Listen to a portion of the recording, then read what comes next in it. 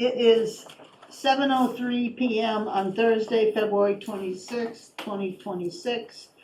And I will call the Finance Committee meeting to order. This is a hybrid meeting that is being recorded. I have with me in the room from the Finance Committee, Gar Morse, Andy Olderman, Peter Twining, and myself, Sarah Melish. We have Dean Nahadas from the Finance Committee on Zoom. The other two members are out of state. Also in the room is Tony Barletta, the Town Administrator, Andrea Mainville, the Finance Director, and from the school, Ann Harrison from the Select Board, and from the school district, Pam DeJoin, and Michelle Cresta.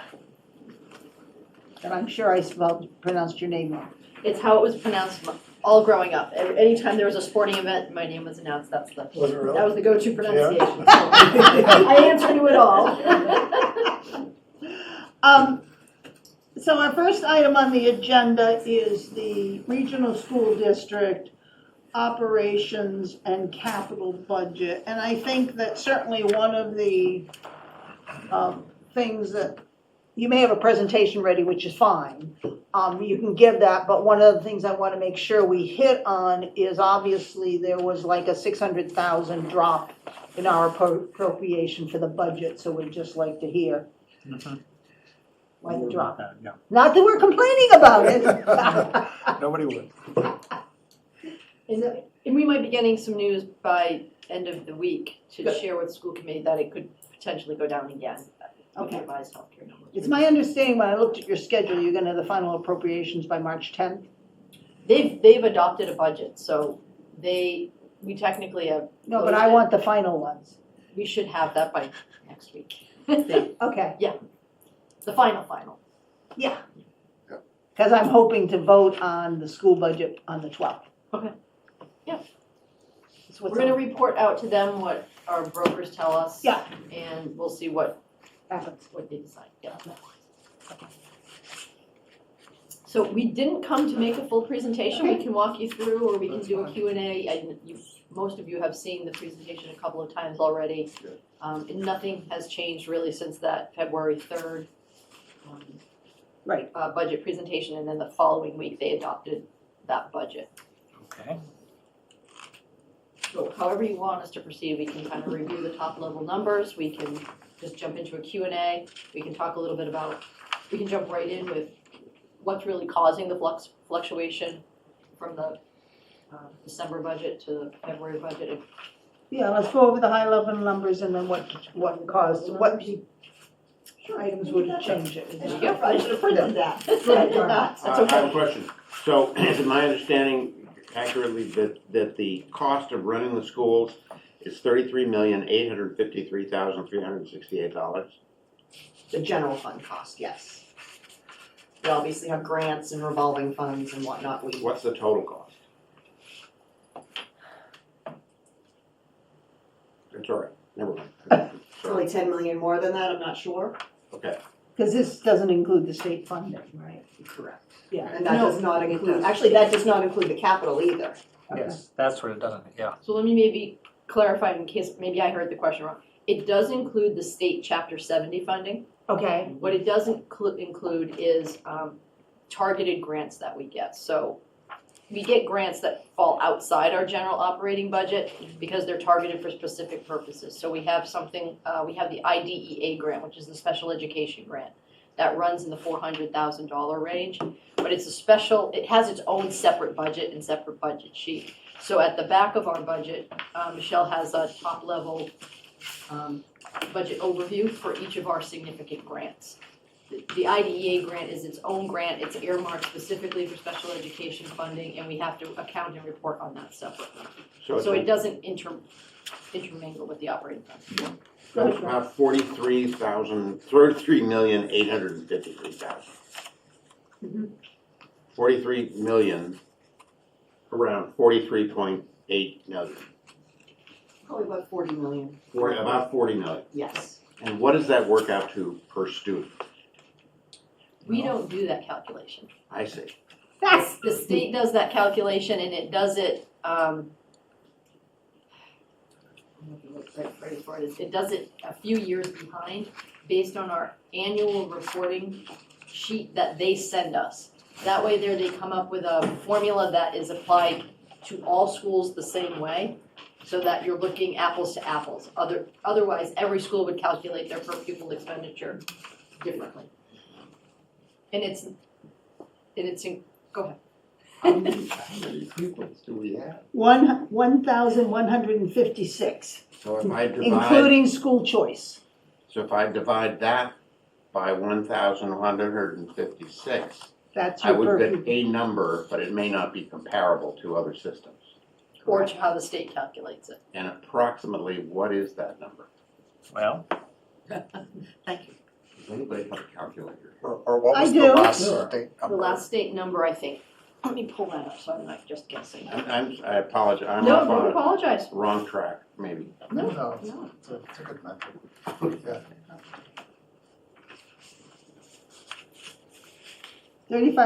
35,294, Okay. based on There's- 40,800,000. And the last state number was in the mid-20s. yeah, that's the one I've always used to hear, yeah. Okay. Yeah, they don't use capital, they don't use the grants, they don't use any of that in that state calculation. And that's not the resident total, that's the total student. That's for all the kids in there. All the Yeah, kids and all the needs. And when you look at, if you went to the per pupil expenditure page that's on the DESI and the DOR site, there are a couple of different numbers they'll give you too. There's your in-district students, and then there's the number with Yeah. your out-of-district students, Oh, yes. accounting for the fact that the cost of educating special education students outside the district is usually much more significant than in-district. But then there's also a metric for accounting for in-district students in all of the additional services they need above and beyond the general ed student. So if it should be simple, but is actually a pretty complicated formula that they use to make the determination. And this I'm- shows, yes. I'm in favor of education. I used to be a high school teacher, Wonderful. so I'm not raising this as a criticism anyway. I'm just curious about how We it don't- works. We don't ever take it that way. I Okay. just know over the years that in enrollment, those two numbers are presented in multiple ways depending on which reporting mechanism you're looking at, so they can sow a lot of confusion. And sometimes people are like shaking their head, why can't this just be a simple, just divide the total number of kids and the total budget? So I mean, that's a fair local metric for us to use. Thank you. Thank you. Sorry. No, it's and okay. page done. 20 of this report, Gar, Yeah. has the breakdown of the enrollment stuff. It shows the sped out and all that stuff. Thank you. And the history.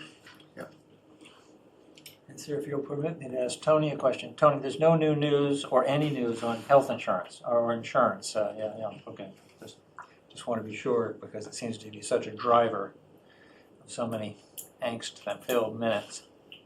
Where are you guys at right now? We were asking for alternative structures, plan structures that we could evaluate. And our Maya is benchmarked to GIC. Mhm. GIC was, voting on different plan structures on the 12th. That got postponed or they were meeting about it again today. And so we're kind of waiting to see what happens with that. Or Maya's waiting to see what happens with that before they give us actual numbers for what to expect. But they've told us that to expect to be at the max. And the new range, the max is around 15%, 14.5 to 15%. And that is that I know these are different. I think that's about where you are now. Is that too. about where you are on this? That's where we are now, 14. The budget that's in front of you is at 14%. We believe it's gonna come in At 10. not significantly lower, but yes, lower.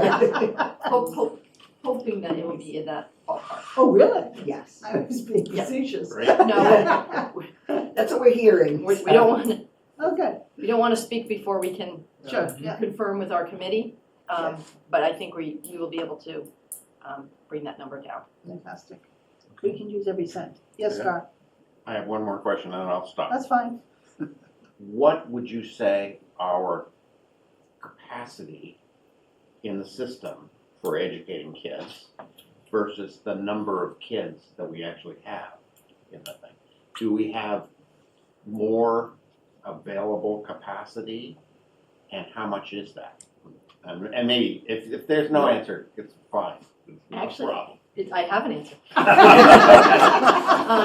Thank you.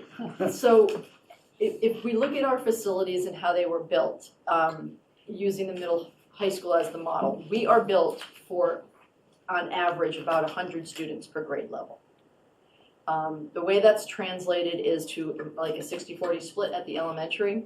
So we typically run probably between 60 and 80 students per grade level at Memorial School and about 40 to 50 at Essex Elementary. So we're running probably at capacity at some grade levels. We're right around the 100 benchmark. And then we have some lower grade levels. And Memorial School, there was some foresight there and there was some extra space built in, so we can run up to 3 classrooms. So we would fit comfortably at the 60 to 75, 80 mark per grade level. And we're bouncing a little bit around there. When we hit the spike, we were over capacity. So I know we lived for many years with that 1,500 mark, but we were busting at the seams. We didn't have space. We were looking at potentially adding modulars to the middle school. So I would say we're probably just below our just right number, but running closer to where we were at the beginning of the district, right around that 1,200 mark. I say we can go comfortably to 1,250 or 1,300, but then we're looking for more space. So we might have space for another 100 kids, or 150 kids, something like that. Well, the Memorial, I'm not no, I'm asking just for- saying the Memorial School was built with 435 Yeah. as the design number, and we're just, I'm sorry, 335, and we're just at 300 right now. Okay. So So, and then the high school got a little more slack there or something. a little bit more slack. I would say your Okay. 100, about 100 kids more would fit Okay. pretty comfortably. Okay. If they land in the right spots. I get We it. worked inside I a know, school, I so know. if they all Yeah. come in one grade level, we'll be lopsided Yeah. and looking for some elbow space, but I would say about 5 to 10 per grade level we could accommodate without having to make huge investments or changes. And Pam, do you get a lot of change from year to year in the lopsided elements that you were referring to? We got a lot of change as the bubble moved out of the district, so we've been consistently coming down. But overall, we have kids come, they stay, we don't have a lot of transiency. So to a certain degree, we can estimate year to year how it's going to move. What we're keeping an eye on and what we think will move the lever is if there's a real big change in the housing market, which opens up capacity. It doesn't feel like we haven't gone through the period we went through when I first arrived, which was a lot of, Linda Crosby was always a wonderful kind of a source on real estate. We had a lot of empty nesters exiting and a lot of new families coming in. Okay. We haven't experienced that, and that's why I think we've passed the bubble out without returning as many kids. But what I'm keeping my eye on, where I was going with this, is there's housing developments of different kinds in both towns on the horizon. So that will likely have a positive impact on enrollment, depending on how you look at enrollment. It will add students to our schools. I think the development that's under discussion here, they said 35 to 50 students, which is probably You're talking Shingle Hill? 35 Wow. units. That's, Never gonna happen. Wow. Soon, right? I mean, Hard to predict. Hard to do. yeah. So if it were to come to be, I think there was like a number of 35 to 50 students Yeah. potentially. And there's a significant housing development going in Essex, That's what I thought. which is gonna look to add 4-bedroom homes. So we should probably. Is that the 35 unit houses? Yeah, Mhm. I saw that. That's yeah. where my 35. Most of them are 4 bedrooms. So that will have an impact on. where is it in We would Essex? assume. Yeah. Is it maybe near Apple Street? Is it Pond Street? I don't know. It'll come to me. I just I'd heard about it and then I saw it in the paper recently and I just, So is your kindergarten class numbers, like the younger kindergarten, first grade, are those first about reads- where You've seen them over the last few years, they growing or? Over the last few years, yes, over our historic high, a little bit lower. First grade looks low. We had been exiting more kids than we're starting. If you look at it, it's on our site, the MSBA did an enrollment analysis and looked into the future years. And it has us growing a little bit and then plateauing and then slightly increasing over the next few years. So coming back to normal. Imagine Mayor Mamdani and his school system. That would be a I'll take this one any day. How does, for pre-K, is that completely fee-based? Unless you are in need of services. So the base enrollment there is special education students, so we have a child find obligation starting at age 3. And if a child is in need of services, they're entered into the preschool program, but to defray the cost of the special education services, we've been taking in tuition students. What's the breakdown? It says there's 38. Yeah, I think we have 12 special ed, is it 12 special ed students and the remainder? It's 8 to 12 special ed and the Okay. remainder are general ed. So our capacity there is going to grow if we are successful in opening a new Essex Elementary because we'll be adding 2 pre-K classrooms there. Over the past few years, we actually added a 3rd pre-K because there was interest in demand for paying students. So when we get to the 4 classrooms, we should be able to increase the general ed paying population more. I think something to keep on our radar screen, thinking of New York and Mamdani and some of the conversations that are happening at the State House. I really believe within the next few years, we're going to be looking at universal pre-K. I think there's a solid economic reason for it.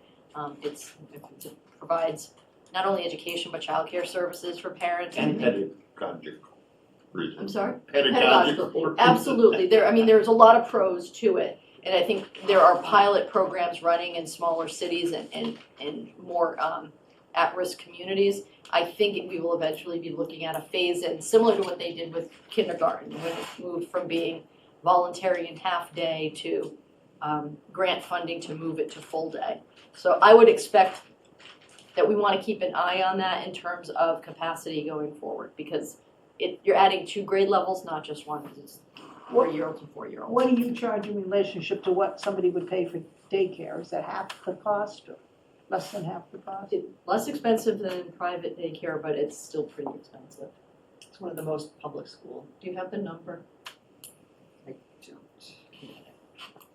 And those kinds of trends, are they all taken into account in terms of the state and the dealing with the new building and so forth? Is that they're all those trends that you're speaking of, like full day and mandatory pre-K, and is that in the mix? I think it's a little, not as much as we would like it to be, because they don't want you to overbuild for something that's not real. So they do a projection. I see. We haggle with them about their projection, and then that becomes what they call the design enrollment number. Okay. What we do report to them is something like the housing development that was on the horizon. Yes.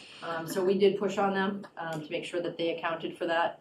So But they don't necessarily take into account what could these happen with your- evolutions of further. No. I'm short-sighted. Yeah, but you look at this history back to 2008, and student population has not been an issue here. No, I understand that, but So- in terms of where the lumps and bumps come, and you were speaking about that, Mhm. I was thinking the lumps and bumps that might be generated by some of these changes in terms of So We make sure our what's the housing day is so like and so expensive forth. that families can't afford it. I say a couple of things, and Andy, you're an expert in this as well. With the building project, they're gonna ask us to do a couple of things. There will be spaces in the building that are kind of swing spaces or flex spaces. I see. So they may be a project room right now, but they give you an opportunity if you need to add a grade level. And then they always ask you to, they ask the architects to provide an expansion plan. I see. Right, so if we know there could be, let's say it's 10 years down the line, this universal pre-K evolution. we would have to have a concept of how you would add to that building to expand it and not have to start all over from scratch. So I think. So that would be in the mix in terms of the final design of the Essex building. Yeah, and then with the memorial building committee, that was something that was very front of mind, because as soon as we had opened the middle high school, that's when we began that big upswing in enrollment. So I think that group was really proactive in ensuring that we had kind of, historically, we would carry 3 classrooms per grade level at each, again, grade K1, 2, and 3. And we ensured that there are 3 classrooms per grade level to be used in case we have an enrollment surge. So there is some elbow room there if we grow. So budget-wise, it is 10 years down the road, possibly, but the impact of that to the budget. So does the cost of operating pre-K, is it essentially completely funded through fees except for those that are, the 10, 12 students that you mentioned there that are, or does your K through 12 budget supplement the cost of pre-K? Yes, both. Both. Our enrollment for pre-K is roughly a third special education. Yeah. Our budget is roughly a third general fund. The rest is supported by fees By directly. fees. Yes. So it is almost a 1-for-1. It's not meant to So be if that way, that but happened it does. tomorrow, you'd be looking at another third of the cost Right. of an impact to your, okay. If we had to stop charging, Yes, that's what I'm at. That's, Yeah. okay.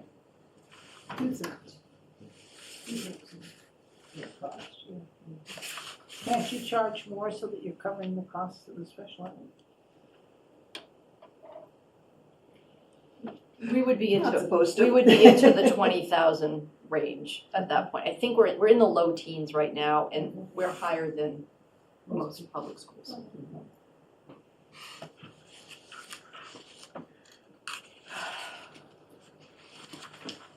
You finished, Scar? I'm done. They're great questions. Do you have questions, Peter? No, they've actually come through with Gar's questions as well as what Tony said about health insurance, so not right now, thank you. Okay. And that's been the big piece that's moved our budget from where it was in December down.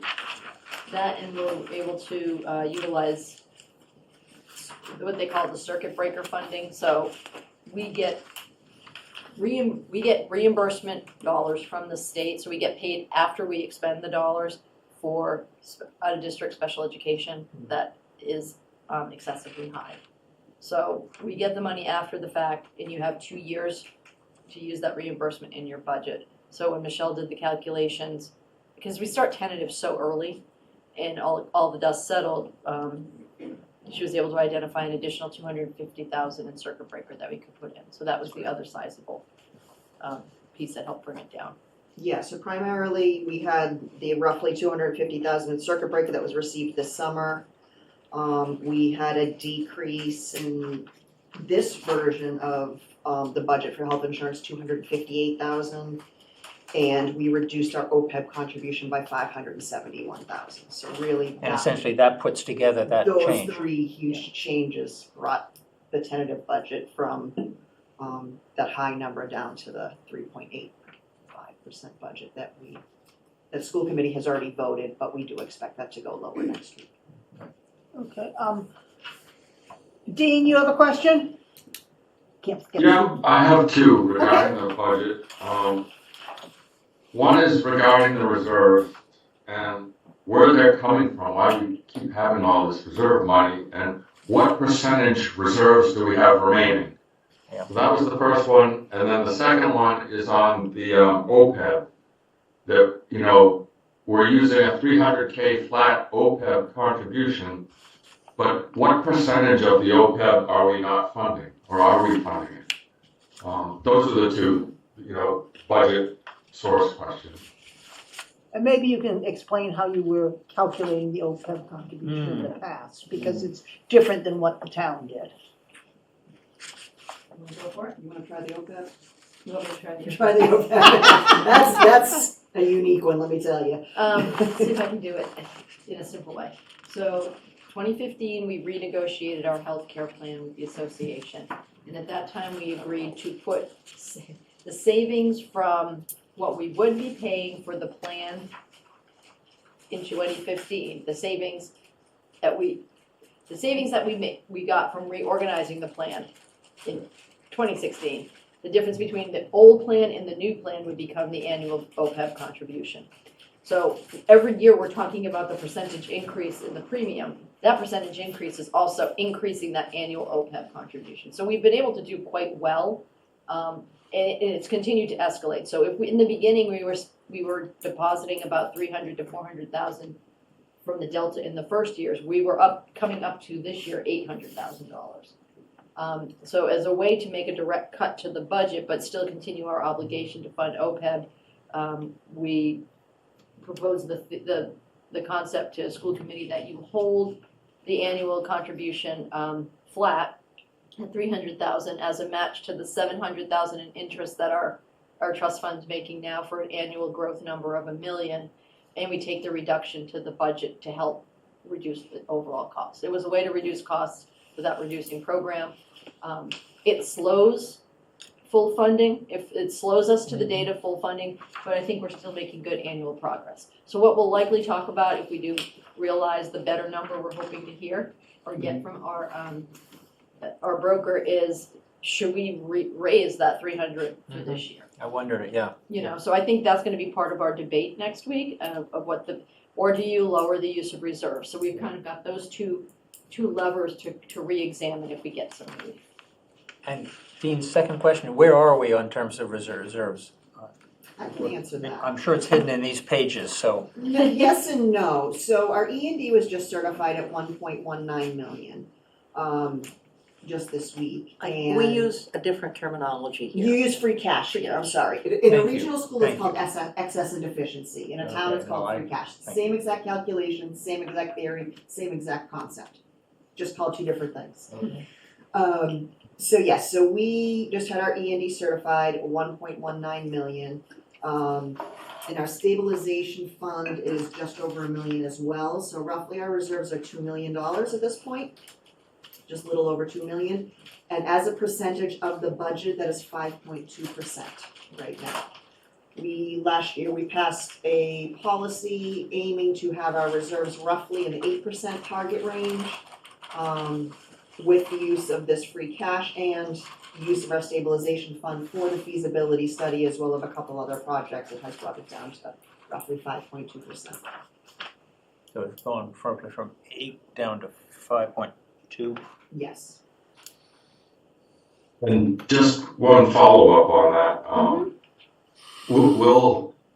Do we have to meet a certain percentage to get favorable bonding for the new Essex Elementary School? Do they look at this number to see if we're a healthy organization, I guess is the concern. They will look at our number. They rely more heavily on the town's numbers, believe it or not.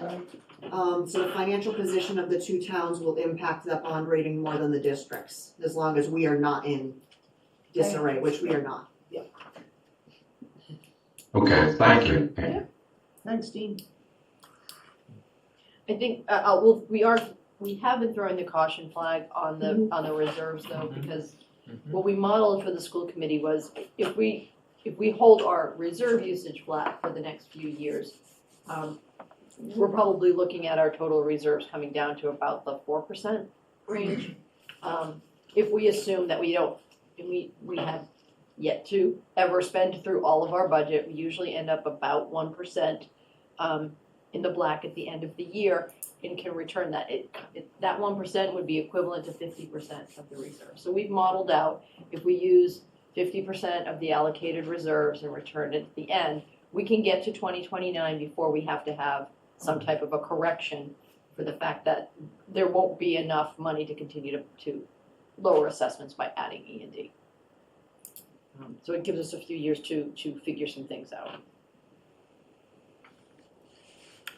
Question, Sarah. Go ahead, Amy. I think was it last year, we lost the facilities director? Steve is still there? Mhm. Yeah, he was excellent.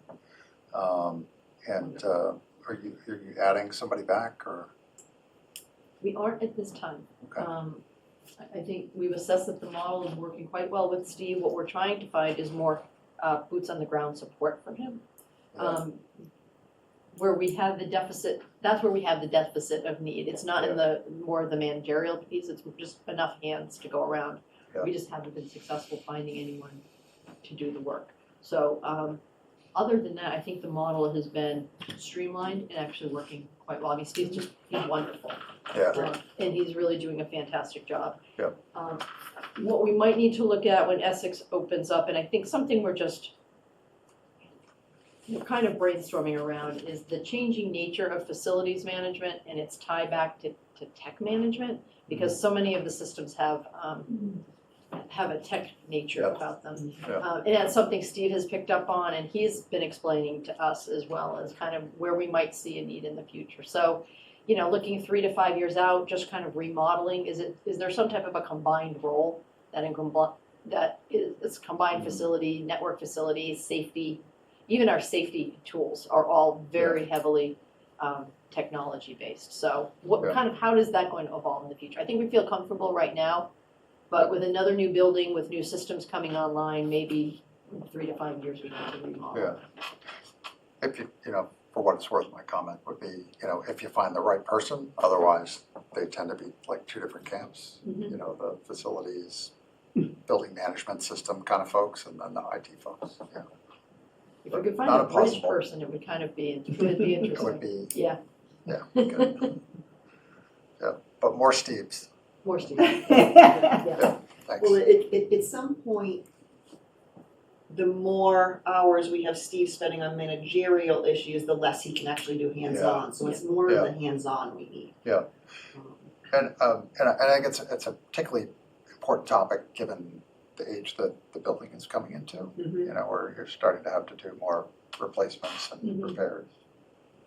So, yeah. Yes. He's incredibly proactive, and he's really good at catching things before they get too far, but, Yeah. it's amazing to believe that we are, Yeah. we've been in that building now for 16, 17 years.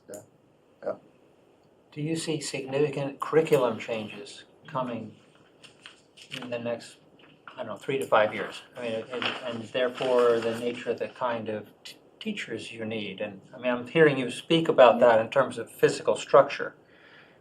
Is that in terms of the curriculum generally? Could be here all night on this one. Yes, but I don't foresee them being something that has a significant direct cost. I think the nature of teaching in curriculum is changing, and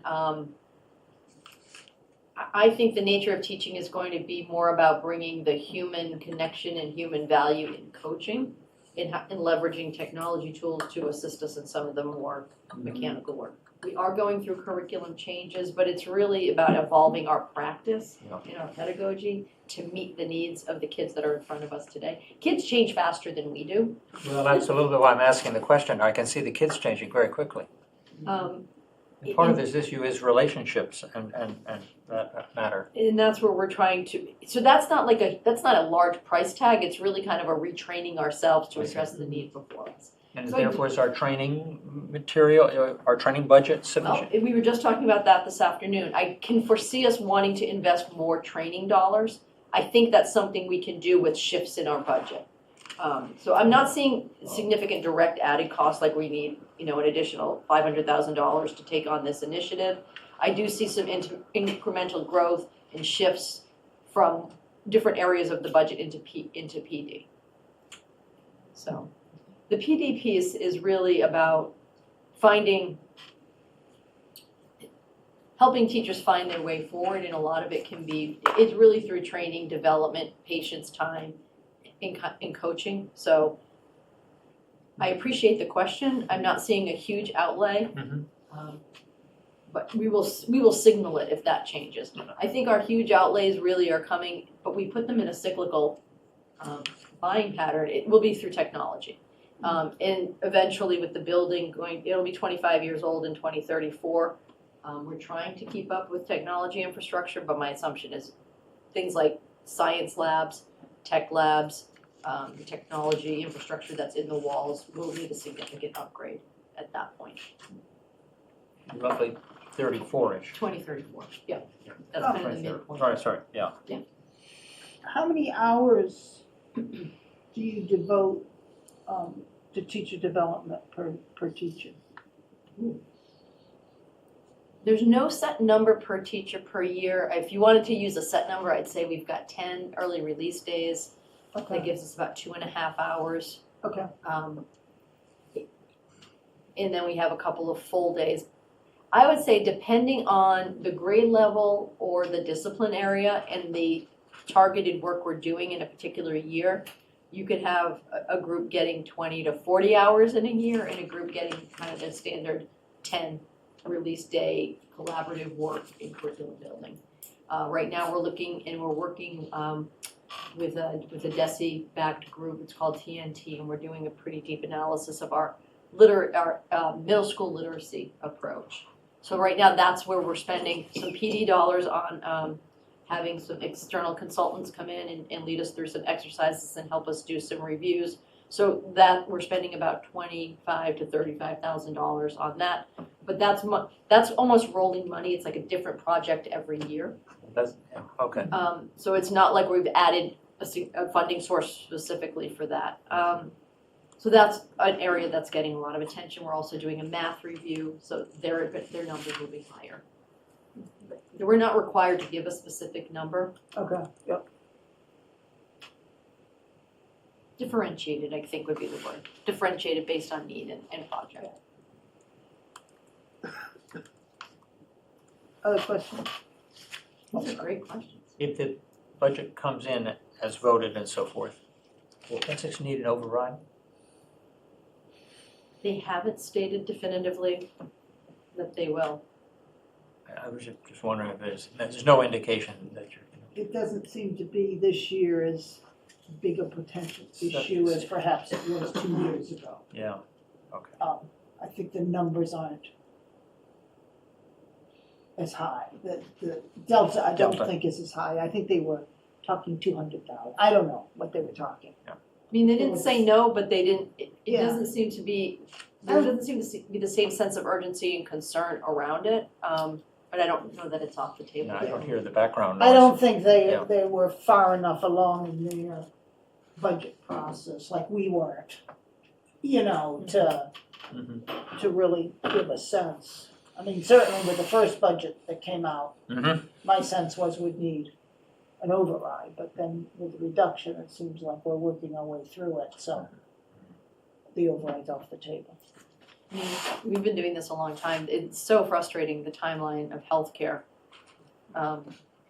Because it does force you to start conservative and go with the numbers that the experts are giving you. And you hope that it'll follow the annual process of coming down, but you never really know how much it's going to come down. So I feel like we start in December, we start in the same place every time, knowing and hoping it's gonna be lower and waiting we start early, so we're not waiting till the end, but we're always waiting till the end because the number doesn't get Well, finalized. interestingly, for us this year, the increase in our budget is 40,000 less than the increase that the school is telling us we have. Because when we did our budget last year, Oh, okay. we didn't have the final lower number when we went to town meeting. That's right, yeah, yes. So we're showing an increase of 605, I think, and I think they're saying 645. I see. Right? Am I right, Andrew? You're right. So that means we have that extra 40,000 to go to free cash.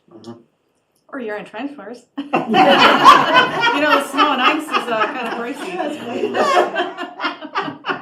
Imagine how much easier all of this would be if we had universal health care in our country. You wouldn't have to even talk I know. about this. Well, who thought going into education that I never imagined I would know so much about the healthcare system and be spending so much time on everything Sure. from plan design to Crazy. premium increases. It's, So- it's fascinating, but it's unfortunate that it takes so much time Though and I'll energy. say, the difference there's no comparison between what I paid for health insurance in private industry Mhm. and what I pay for health insurance under Medicare. The difference is astronomical, so I'm Absolutely. not convinced that universal health care will help anybody. I think a midway I pay over step for schools $10,000 for- would be to have the entire state mandated into the GIC. Like, just have all, Oh, Just- yeah, just like we have MTR, all the teachers have to be in MTRS, you have to be in GIC, or whatever they designate as the state Right. program. That would save the locals a lot of time and energy, yes. because yeah. they could bargain it on the Yeah. state or regional level. And therefore have more persuasive power in the bargaining. Mhm. Okay. Has that been a topic in the State House, or? We have our regional meetings and we bring up lots of ideas and Yeah. it hasn't gotten anywhere yet. I would love to see regional teacher contracts too, for the same purpose. Yeah. Regional Wouldn't even cost need of a living. superintendent. Right. No. We already have a regional superintendent. You know, honestly, I don't take it as a joke. I think it would be I think it would be progress if we went to more of a county system similar to other states. Or France. We basically got rid of our counties. Yes, we did. I can't remember when that was, but yeah, they used to be Many much years- stronger. many years ago. Yeah, yeah. There's such wonderful value in being able to make local decisions, but there are a lot of local decisions that if we could scale to the region, I think it could be a little bit more efficient and more time focused on the pedagogy and the teaching and the instruction and less sometimes on the business side, but that's going anywhere either. We won't hold our breath. Tony, do you have any questions? I know a regional school district budget is different for you. It's not that far different. I mean, I did have just one small question on page 10 where it talks about the change on the staffing for facilities and maintenance. Is that what you were, was that what you were talking about? Yeah. That double, that 2 stars there, like, staffing level and the increase on the total cost? Is that what that refers to? A little bit, it just triggered a general question. Mm. I know, you guys are always managing those things, and so I was just curious. I think I still see that as an area where we could explore kind of a regional approach. You know, so if you're in a single town municipality, sometimes DPW takes care of the maintenance and custodial work in a school. Yep. You know, so is there, as we're always trying to explore ways to find efficiencies and streamline things, is that an area where we could somehow collectively, the 3 entities come together and create some type of a system that could work for everyone? I mean, we do it de facto. I mean, the team is great, like, in a snowstorm, everybody's at the ready and very easy to access and communicates really well, so. We have it, it's not like that on paper, but I think people work pretty well collaboratively. Do you have townspeople parking in the school parking lot during snowstorms? Not officially, but you certainly could use it if you had to turn the No, light. I'm just wondering if you're seeing people parking there or not. No. Of course, you weren't at school, so you wouldn't know. I drove by 2 storms ago, there was no one there. Oh, okay. Well, our blue lights just went off at 6 o'clock today, yeah. And Yeah, it's- I didn't see anyone in there either when I, It's not really been, like, I'm sure the It's neighbors not on must the move in list. there if they're trying to clear, and, you Yeah. know, we welcome that, but if it's helps when the blue lights are on, if we're not in session, that's definitely a great place for you guys As to long use. as our lots are it doesn't, As long as usually they're clear, pretty. yeah. it's appreciated, but I don't think it does help because, you know, our, once that storm is done, our next top priority is getting you guys ready for school. You know, getting sidewalks and parking lots or whatever done, and to be dealing with people who are parked there and getting them out in order to do that would probably end up making it harder, to be honest. Well, I don't see complaints on social media, people not being able to find places to put their cars. I haven't seen anything like that, so it doesn't even seem like we really have the need. I don't know, we Use got the a lot of out here. except for the ones that have been in town parking lot for 3 storms.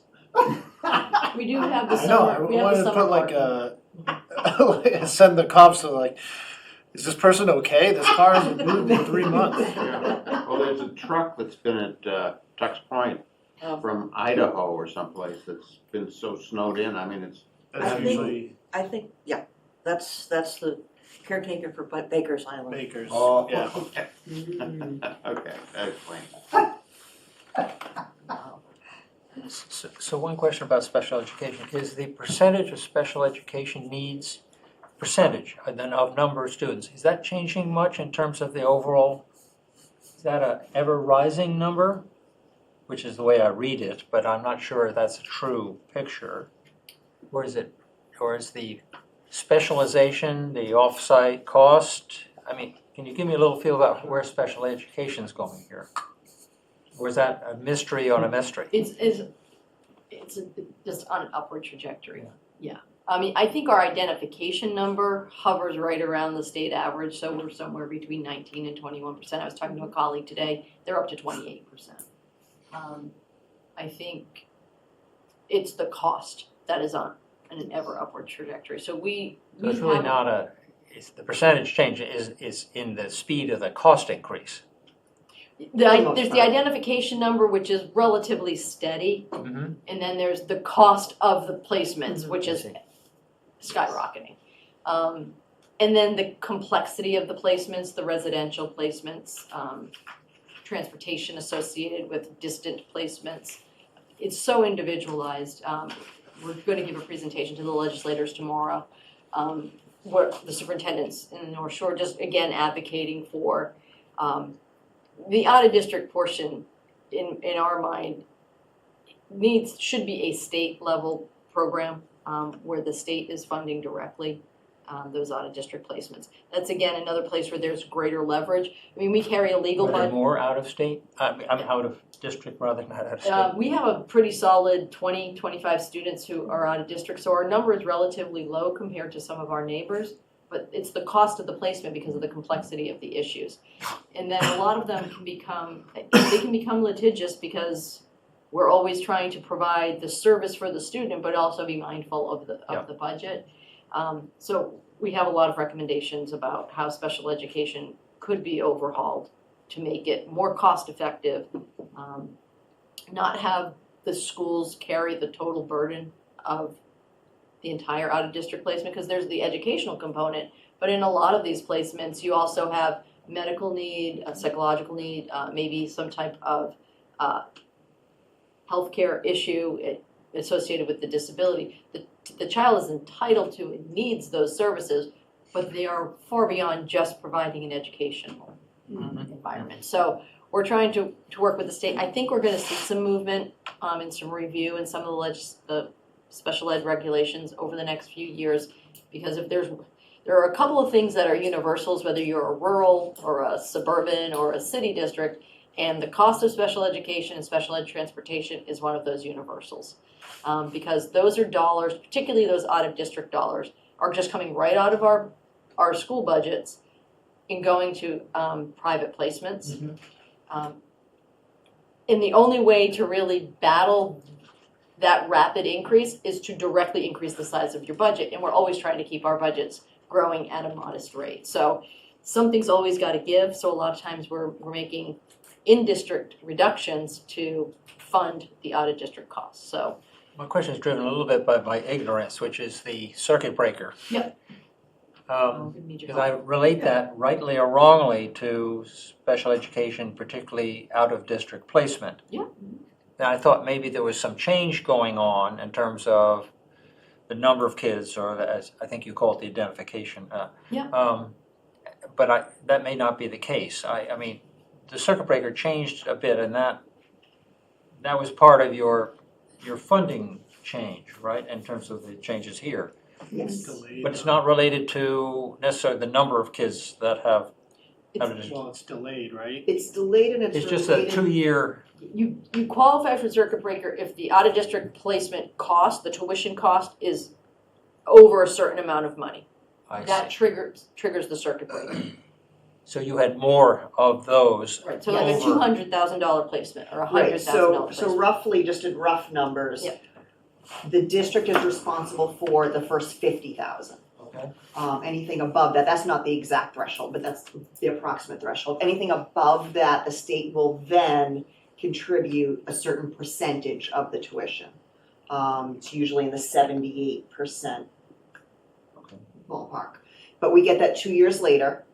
It has to be used within another 2 years. And then recently, right before COVID, they put in, the legislature put in a change where transportation is now also reimbursable Yes. to a certain extent Within within the amount. threshold, but that's limited to the state's capacity and the number of claims they receive. So that's what that 250,000 was. All of a sudden, at the end of the year, they're like, oh, we have extra transportation money. I see. We'll give it to you. It hit this The summer. percentage changes, is that what changes basically? Yes, so right now, because the state added more funding to their circuit breaker pot, we're getting the full funding available for our tuition piece, and then whatever's left over goes to the transportation piece.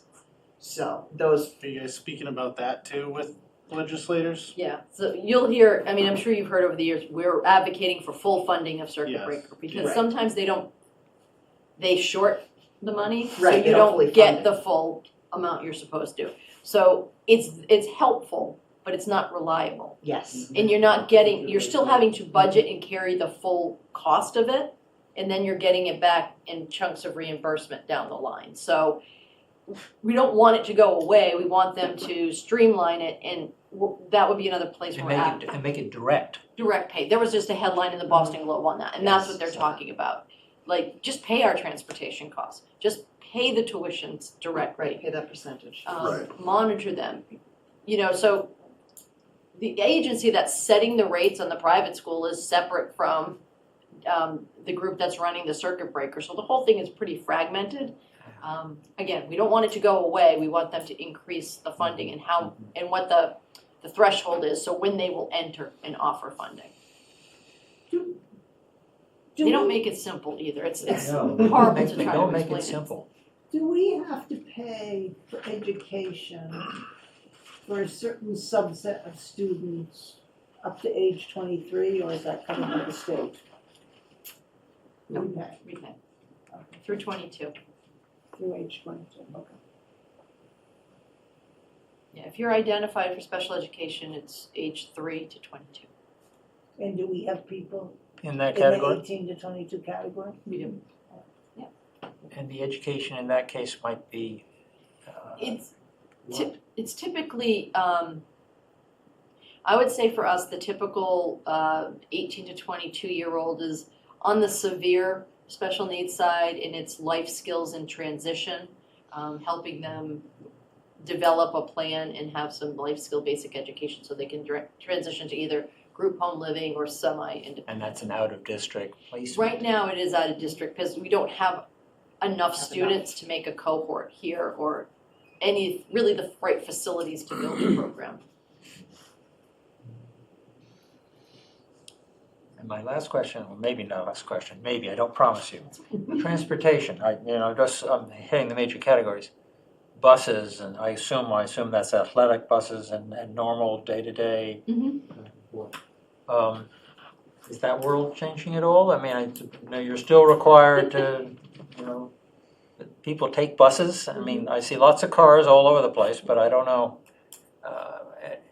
The only significant change with busing is the cost, basically. The trajectory is just going sky high. The lack of That's one of the highest drivers. percentage as a category in terms of your Yes, budget. the lack of drivers since COVID has been astounding. Our contract, we have been under a 5-year contract with Salter, our current provider, for regular ed transportation. And that contract expires at the end of the school year. So we are going out for a new contract. They are telling us our cost is a little bit under where it should be, so we're expecting a larger increase. So we built it in. That's encouraging. Yeah. I love that expression. The good news is I have had a couple new companies show interest. Previously, it had just been one or two people companies you're getting bids from. Now I've actually been in touch with 2 new companies that are interested in our business. So I'm hoping there's some good competition, which will result in some good Do pricing. kids take the bus? They It's do. a good question. So Yes. as the cost of transportation goes up, do you increase the fee for those who are using the bus within the? We're increasing the fee by 2.5%. The portion of the fee, it's so minimal, it really does not impact our transportation budget. The total we budget for revenue is roughly $10,000. Our contract is hundreds of thousands of dollars, so $10,000 is a drop in the bucket, really doesn't have too much of an impact on those. Just for reference, Yeah. we're required as a regional, to transport all of the students except within, is it a mile and a half? Yes, a mile and a half. And so we can only charge kids who really don't need the bus, Right. who want to take the bus. So it just doesn't produce a large Right. number of heads Yes. who are signing up. As a regional school, we're required. If we were a regular municipal school, we would not have to. And we could even stop busing after grade 6. Yes. Oh, really? Yeah. Okay. Yes. Yeah, it's just, I think the assumption being you're a larger geographic footprint, so you need to Yes. provide access to. It doesn't matter, yeah. Makes sense, yes. Have we considered electric buses? We have. Okay, just Yeah. curious. I'm not saying we We've have to been do it or. taking some meetings in hopes that we could have gone in that direction with the new contract. I think we got some very interesting advice from advocates of electric buses, which is this may not be the time to get in. Yes. Tougher to do it. I didn't hear you, I'm sorry. Did you say, We were pursuing, knowing that the Yes, I contract heard was that. coming in. the We were advice you speaking with got someone who was was? an advocate of electric buses and advising that maybe this isn't the best time to get in because of all of the fluctuation in regulation, the rebate programs, that the cost of it may not be beneficial The at this cost of an point. electric bus opposed to a diesel bus is roughly 2 to 2.5 times more. So it's significant when you look And at the the life. tax credits are tougher. The tax credits are tougher, exactly. The grant programs are there, but they're limited. Uh-huh. And the life of a bus roughly is about 10 years. Funny, I thought you were gonna say technology, but whether, because I was hearing that the COA, the Council on Aging buses don't go the whole day. The electric Right. buses. Yeah, and I was just curious Yeah. whether you'd say the technology's not there to make them They've be, got a long time to recharge Of course them they do. They have the between morning and- and yes. afternoon. Yeah, they could recharge. We would have some athletic trips we wouldn't be able to cover with electric buses, and therefore, with our contractor, we were talking providing diesel buses for those instances. So it's a variety, but primarily right now it's the cost that is probably keeping us on the diesel track for the moment. In her indication that it's so unpredictable what would happen to some of these tax breaks and rebates and incentive programs on any given day, so. Yes. Right. You want consistency? I love consistency. thank you, sir. Anything else? Yeah, general question. You said you were done. I know, but this is a wrap-up question. Okay. Are you satisfied with the education that your program is providing? That's a big That's question. never mind, forget it. So you don't know me well enough, I'm never satisfied. I hope so, thank you. And there's always more for us to do. I think we have a group, we have a wonderful staff, very talented, very committed to the kids, and we do produce a really strong program. I think we are wrestling with what I said earlier, how do we move as fast as the kids move? So I think that's just the chronic struggle, which is we're very good at finding the problem and we want to solve them. We're not always so good at celebrating our successes. So I think we are getting a really quality product, but it's not good enough. It can always be better. Good. Dean, do you have any more questions of Pam or Michelle? I'll give you one last opportunity. No, I'm all set. Okay, thanks. Full budget, yeah. You gave us a lot of your time, thank you. Yeah. Thank you for being here. Thanks for coming. Hold it. It is $34 million. Yeah, I know.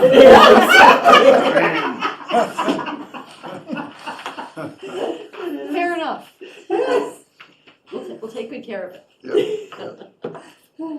The finance committee, at our last meeting, the finance committee made a lot of comments about how pleased they are that you guys attend these meetings and that it's a good relationship that we have with you, and wanted you to know that they're appreciative of you guys coming to these meetings and walking through the budget with us. That was a secret, Tony. This is one of our favorite meetings. They should know. And I just wanna say, I'll say in public session, another thanks to the DPW and the safety personnel. They were really helpful during the storm and helping advise on Tuesday. We really wanted to get in, but we kind of, I knew, you can tell. Yeah. Just when we get hit like that it just takes a little bit of time, but everyone was really great. We Yeah. really appreciate it. Good. So, thank Yeah, you. it's tough So winter. far, when does school get out? Oh, we're into the next week. I have to look at the calendar.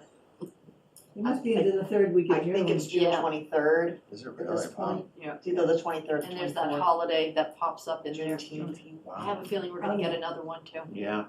Yeah. I do. Another For a snow day, oh, don't say I know. another snow day or another holiday? No, I think I just have a feeling. Well, Tuesday they're back down now. They back down. Good. But they could go up again. April 1st, we At lost one school point on it April was 1st. 17 inches for Yeah. Tuesday, and now Oh, it's no. down to under 2 inches. I'm glad I didn't hear that. That makes me nervous. I know. That's what happened with This last Sunday storm. night, yeah. Right. Oh, it's gonna be over here, oh, no, Yeah. over here, no. Thank you very much. No, thank You're more than you. welcome. Thank you. We're happy to come anytime to answer questions. Maybe we'll have a good update in the spring on the Essex Building Project. That's chugging right along and Yep. it's a great group working on it, so. Yeah, I think one of our concerns will be how it's funded when you end up taking out the long-term bonds, Yeah, because we're looking to push things out. We have communicated that to Hilltop, and I think they're gonna be ready to do some modeling with us Yes. in the next couple of weeks. Okay. So we can, they won't be definitive, but they can start to talk about what And, options you and have. I hope that if you have members, if you have somebody from the Essex Finance Committee, I hope you invite somebody from the Manchester Of course, Finance Yeah, Committee, we're- because I read something that in Mr. Zubricki's report saying there'd been a meeting with the Essex Finance Committee and the, I don't know, this was several months ago, on the funding for the school. no, me and you were trying to set up a meeting. I saw your email tonight. I'm communicating with Tony and Brendan, Fine. and then we will make sure everybody who needs to be represented. Okay, thank you. All right, we'll get out of your way then. Thank you, right. Thank you. Good night, thank you. That's a big backpack. I don't go anywhere without it. Watch out for your scarf, it's dragging. Thank you. Is that your water? I can work anywhere. Yes. Thank you. Sorry. Good night, everybody. Night. Bye. Good night. Thanks. Alright, so that's it. Just kidding. So now, we've talked a lot about capital. We've talked about the individual projects. Tonight, I don't want to talk about the individual projects. What I'd like to do is to kind of talk about the funding for the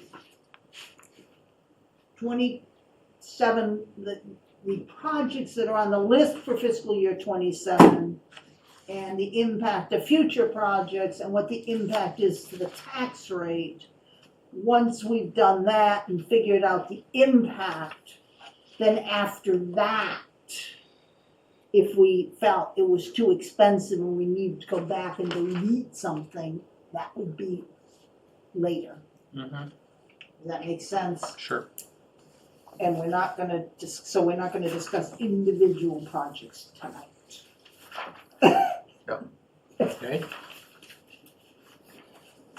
And we're working from, Yeah, so this front page eliminates the requested capital that was not included in our recommended Oh, good, okay, amount. So let's so we're not confused. just get that, sweep that off.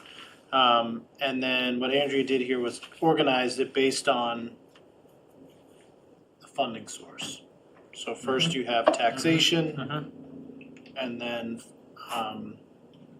fund balance, borrowing, capital exclusion, and enterprise. And the taxation takes us up to the 2.5 plus the excess levy limit? Okay, Less the 20,000 that's floating around. less the what? 20,000 we still have available. Okay.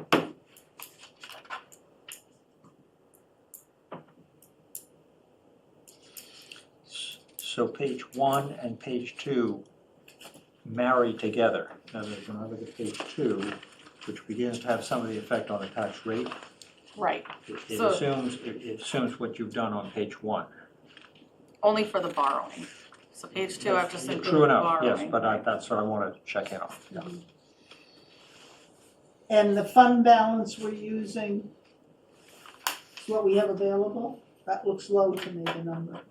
Yeah, it's actually a little bit more than what we have available. Okay, Using. So it'll be What like do we have 7% available? or so, instead of 8% target. What do we have available in the fund balance? It's about $190,000. That's what If we but wanna we're keep- gonna add some in at the end of the year, because we're gonna save money. The 40,000 excess from the school. Unless we need it for snow. Well, no, still, because we can run snow over to next year. You can if you want to, but then you're gonna reduce your free cash and have to Oh, raise that's it on right, the I keep tax forgetting rate. that, that's right, Yeah. okay. Okay. So all of your bonds, you're assuming 20 years? Yes. And why are we using 20 years? Just out of curiosity. It's kind of like the average. It's, for any of these projects, they're usually 20 years. Originally for PFAS and water systems, I had 30. Yeah, Because that's normally standard for those types of projects. But when I was talking to Chuck the other day, if we go to SRF, they usually do 20. okay, So I updated it to 20 years okay. there. Does that also relate to the useful life of the asset? Yes, it's supposed to. It's supposed to. Yeah. But historically here, we've always tried to go on as early as we can. So like, if our useful life is, 15 years, we'll try and do 10 Right. for the borrowing. Good. Shorten, as short as we Yes. can. Yes, yeah.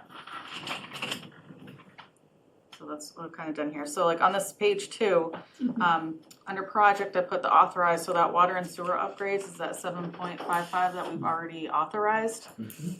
Last town meeting, so we've already banned the 4.1. We're expecting to ban the 3.4 this June. So I've included those payments as well, and then we assume in FY '28 we'll have the full bonding on the tax rate For both. for both. So you're not bonding the water upgrades until 28? Correct. Okay.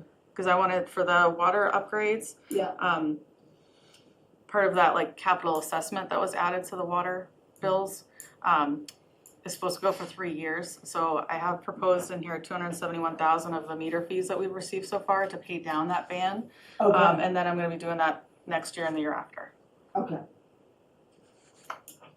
And then going down, the proposed authorizations for FY '27, there's the PFAS for the 16.5, Rotunda is down to 2 million now. Central Street culvert for the 5 million, hopefully we don't need it, we'll find out about the grants soon.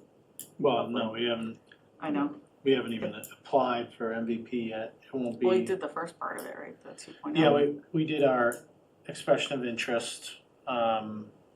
The application will be submitted in March.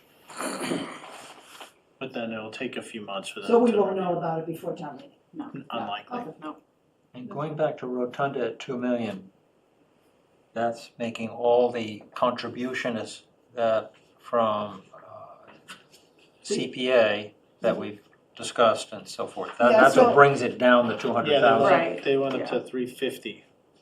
yeah, its total project cost is 3.6 million, we already have 800,000 in the general fund. Right.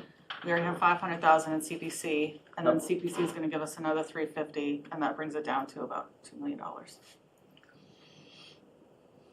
Okay. What a deal. Yeah, what a deal. Yeah. Okay. And then dredging, there's a. Why, I'm a little concerned about using 20 years on dredging if we dredge every 40 years and we're doing it in sections every 10? In theory. Right. So I don't understand why you wouldn't bond for 10 years. I could put it in for 10. I mean, Well, Sarah, I have a question. go ahead, Dean. Wouldn't the length of the bond depend on how much the waterway fund can contribute to it? Because, I mean, we were promised that it would be paid for by all this transient docking. So it's gonna depend on how much income comes from that to fund the bond. No, I agree that once again, the amount on our capital list is the appropriation we need to go out to bid. It doesn't mean that we necessarily actually end up needing the full bond amount, but at this point, we just need to make that assumption so we're conservative. I would only approve such an assumption if the prior guarantee were made that the payments would be coming from the harbor department. I don't think, I disagree with you, Dean. I don't believe there was that guarantee made. It's my understanding from what Maury said to me that a dredging fee was added to everyone with a mooring. Is that correct, Dan? I don't know about everybody. Oh. It's me. There's an assessment, and that's part of the waterway fund. It's on my bill. Yeah. And it's So, but I don't think that was started soon enough to fully pay for this first round of dredging is the challenge. I think last year was the first time I paid it, I think. Yeah. So it's pretty clear that this harbor docking stuff is not gonna be able to pay for the dredge, then, is what it sounds like. Because we're doing a separate assessment to pay for it. I think it's just too early to say. I think that it could contribute to the debt, but I don't know if we can reasonably say that it's gonna cover it all at this point.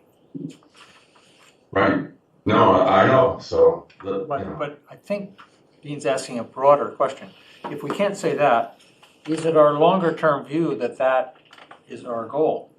In other words, is our intent, even though not able to do it now, to have that happen as the fees are collected over a longer period of time, as well as the transient fees? I don't know how the dredging fees were calculated. I don't know the assumption used to come up with dredging fees. Can you help us, Andrea? No? No, I'm not familiar with how the amount came to be. Okay. Yeah. I do account for it separately, but wasn't part of how the amount was decided. And I don't think Because I had that impression too, but I knew we couldn't do it currently because we just didn't have that revenue. But I didn't know if the longer term that was what we were trying to achieve. I don't think that transient fees were specifically pointed towards covering dredging. They were supposed to be covering Yes, absolutely. harbor expenses. Yes. Maybe I made the assumption wrongly so, but I thought there was a longer term effort to get to the point Could where be, those fees. yeah. I mean, On the harbor regulations, the dredge assessment, I think, was $2.50 a foot for the boats. So if someone has a 20-foot boat, it would be a $50 dredge I assessment. think I pay about $75 and that mathematics would work for my boat. Yeah.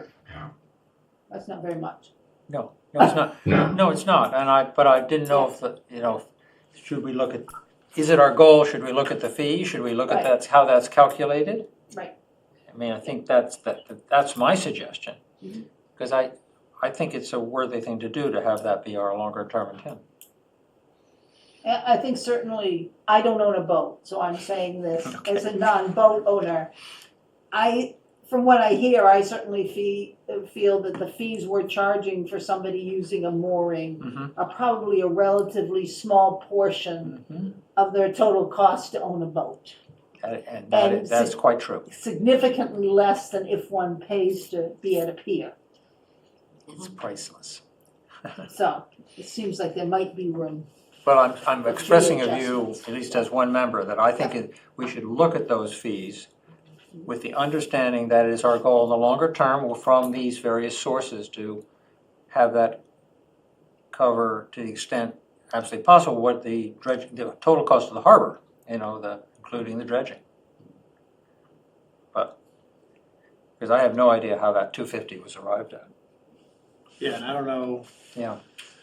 not knowing that before committing to that goal, I mean, that could turn that fee into a large number and, It could, you and know, that's, so we ought to look at it again. But yes, yeah, agreed. Simply trying to put forward what the intent is and testing that by asking you all, is that a subject to, I mean, if it comes in a giant number, that's just crazy, but right now, I think that the mooring fee is quite modest, actually. Yeah, I think it comes down to the details. I think Yes, it's a it good does. goal to have, but it comes down to exactly how it would Yes. all work together. So I'm trying to support what Dean is saying, that in the longer run, that would be our intent, to look at these things with the hope that they would pay for that dredging also. As long as it's clear that it's a hope at this point. That's it. But I think we ought to look at the fee Not a- and look, not see a what that commitment. fee would need to Yeah. be for that to be Yeah. the Yep. case. Agreed. I agree, along with all, any capital, just in general, not just Right. dredging, but capital, harbor capital as well. New boats. Well, right, Go ahead, Dave, go ahead, Dean. it wasn't a hope, it was a promise made by the harbor master, to pay for the dredging with all this Reed Park business.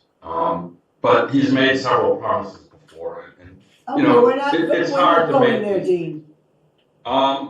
what I wanted to say was, I wanted to question what we're gonna gain from this dredging, because with sea level rise, seems to be rising faster than siltation.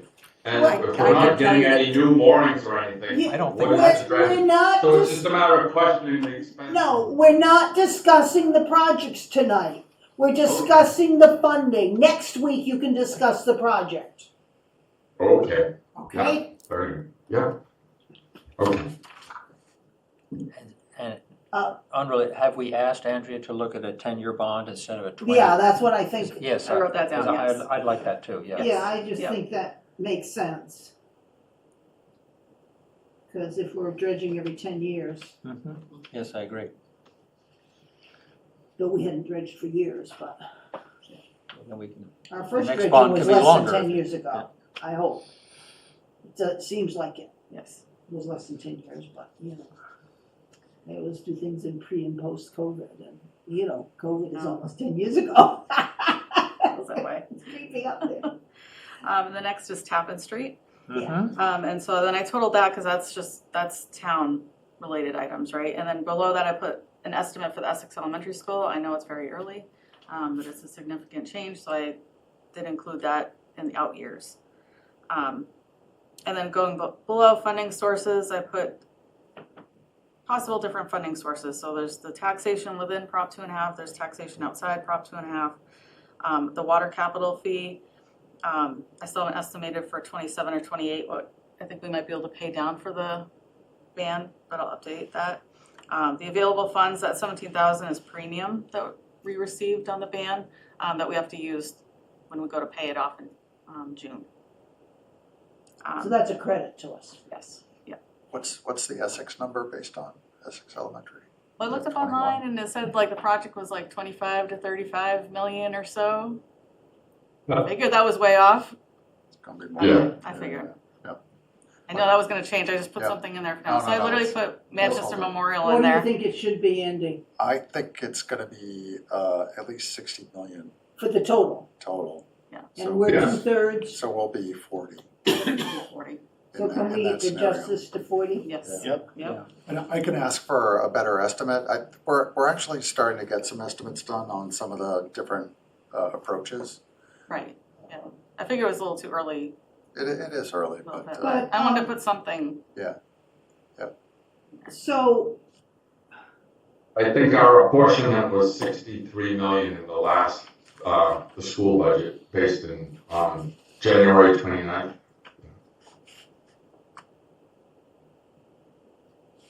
We're talking about the building, Yeah. Essex Yes, Elementary yeah. School. It was in there on the last page of the, maybe not on your handout, but the one I downloaded from their website had 63 million for us and 32 million for Essex. No, it's not a $90 million project. That's what they're thinking, yeah. That's gonna be including something else, right, Andy? Yeah, maybe some other town's project. I don't know. Oh, Andy's on the building committee and he's saying that the total project's closer to 60 million. okay. Yeah. Yeah, I just saw what was in their budget book. And do you think that they're gonna start paying bands in fiscal year 29, or is that too early? That's a good question. I think that might be too early, because where we talk about it. I downloaded the latest 20 timeline from the last 29's reporting. Yeah, 29's a good guess. Okay, Yeah. okay. Yeah. And I Okay, didn't do like a full bond, I just figured that's like the start of Yeah. the project then. okay. And then going down, total expected tax need is what I expected, estimated taxes that we'll need. And then the increase is, for FY '27, it's 0.21, so that's 21-cent increase on the tax rate, Okay, right? It's not a percentage, it's the actual cent change to oh, the tax rate. So if our tax rate's 8.70 right now, yeah, then next year will be 8.21, 8.91. so we take these amounts and divide it by the tax rate to come up with a percentage. Right. Okay, And I can add that yeah. in there too. Can you do that? I like to talk percentages. Yes. 21 cents a thousand doesn't mean much to me. That's why when I go down below further I under, don't really know what my assessment is, Mm, but I, I agree, so that therefore if I have a percentage of my tax increase, tax bill increase, it just Yeah. registers more easily. yes. I mean, I don't quote what my assessment is too much, but. So if you go down under estimated annual tax bill impact, I did it by a $1 million valued house, a 2 million, and a 2.65 million, because that's Okay. as high as the calculator went. So then you could see on the bottom line, I put, for the 2.65 million, I based those percentages below them on the change between the previous year to the current year. So from $106 per year increase to a $556 per year increase is 425%. I don't know if that really maths well, So explains well. it's an additional 556 in 27. It's not, the 106 is not included in the 556. Correct. And then it just kind of goes on from there. And then I also broke out the Essex Elementary School, what that increase impact would be based on those all same values. And then at the bottom, I totaled both of them together. And then on the last page, I broke out each borrowing individually so you can see if we only approve PFAS, this is what the potential tax impact would be based on, again, the 1 million, the 2 million, and the 2.65 million value house. Does Does that make sense? does this show we've talked a lot in terms of when projects, Come Fall off. the bonds mature and fall off, yeah. Yeah, I have not meshed those two together. Okay, yet. okay. Because I don't know, a year ago or more, when we were kind of talking about this, it was in relation to, where is it now? Is it gonna go up and then it goes back down, that kind of thing. Yes. This is good though, thank you. Very helpful. I mean, obviously, the cost of running the town outside of these capital items is not going down. So basically, what we're doing is saying this is just incremental on top of The normal increase. regular increases we're gonna Right. see. And, And it does not include it couldn't, the unknown increases. Right. That we may see, capital or operating, Right. that But we get.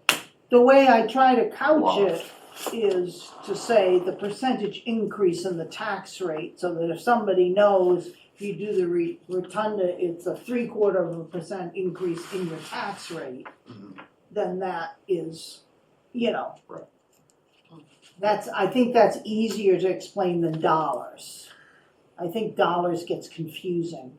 Right, because we To think, people. we Right. think in terms of the 2.5. Yeah. Yeah. And of course, as our assessments go up, So it gets even more complicated. then these go down. Right. So you bring CST on, and all of a sudden, it's less, but that's okay. Yeah. We don't complain if it's less. So far, I haven't included any of that. I'm like, worst case That's scenario, if fine, like that's CST fine. didn't No, hear I, anything like that, then this would be the most. you mean, when they were Highest. originally coming in, we felt a little more confident about the timeline, and then with the whole federal grant situation, the timeline is not as secure, so I don't feel comfortable making an assumption and putting them in a difficult position. They're assuming we're But our gonna- bonds, which are now, as I recall, about 6 million, Mhm. are gonna go up to 30 million. So, it's a big borrowing, right? It's not like it's Right. $38 trillion or something like that, which the federal government seems to be doing, but, we are burdening the future, we're mortgaging the future, which, that's life, we gotta do some of this stuff, so. Well, and I think we did go for a number of years doing the capital exclusion instead of doing the long-term borrowing, which actually has created an anomaly in this year's tax rate, because we're dropping the capital exclusion from the, what was it, 660. 660 down to 250. Our normal tax rate increase is gonna be closer to 2% than 2.5%. Yeah. Because we're backing up, so therefore, this increase, which I'm not exactly sure what the total percentage I'll add that. is not.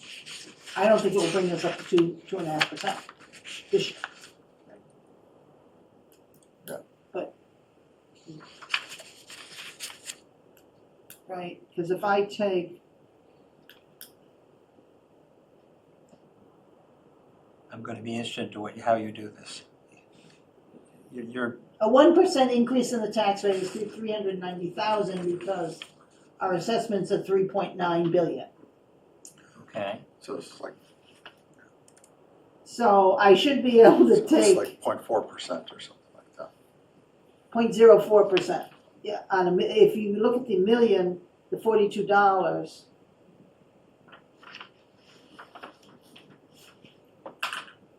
Well, I was looking at that 146 number relative to the 390 that you mentioned. yeah, Yeah. right, Yeah. yeah, Which is about 0.4 maybe, yeah. guessing. So that is, you add that, Yeah, it's like 0.37. right. That was last year, so now fiscal year 27, it's 845, which should be over 2.5%. Yeah. 390 and close to 800, yeah, a little over 2%. 2.2. Oh, you're using a calculator. I didn't pull mine out. Yes. So fiscal year 27, 2.2% for capital, and about, I think it's 2.05 or something on the normal tax rate, it's about 2%. So a total tax increase we're looking at is 4.2%. It 28 is where you really start to like see Boy, you the sure do. real impact that Yeah. remains kind of constant going Right. further out. Yeah, and that's where I thought you were gonna take us, because 28's up 29. Again, hopefully, we get a grant for the culvert and don't have to use any of that. Hopefully, the PFAS project comes in less than 16.5.